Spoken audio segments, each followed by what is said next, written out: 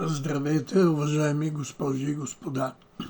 Тази сутрин, ровейки се из моите архиви, тетрадки и прочее, попадам на една мисъл на Кант по тема, която много ме вълнува, а именно за глупостта. Знаете, някои знаят сигурно, че аз пиша в момента книга с заглавие "Оглупяването", което е доста така застрашително напреднало в наше време. Ето тази мисъл на Кант, която ми се вижда чудесна и много важна.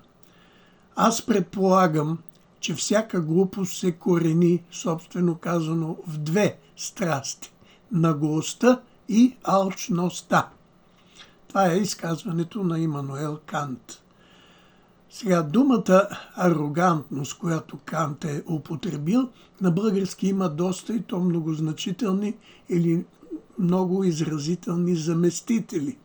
Нахалство, грубост, високомерие, надменност, презрение, презрителност, безочливост, безсрамие, наглост, дързост, цинизъм.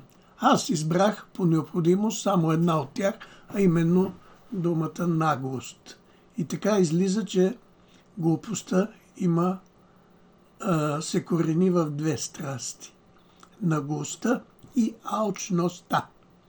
Всеки от нас би могъл да се запита дали аз притежавам тия две страсти – наглост и алчност, и дали пък, ако ги притежавам, благодарение на тях като от корен не е израсла и у мен глупостта. Т.е. аз да съм оглупял, без да съм наясно с това, без да го съзнавам.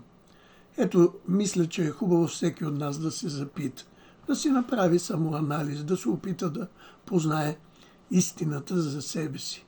Това ви предлагам. Благодаря за вниманието.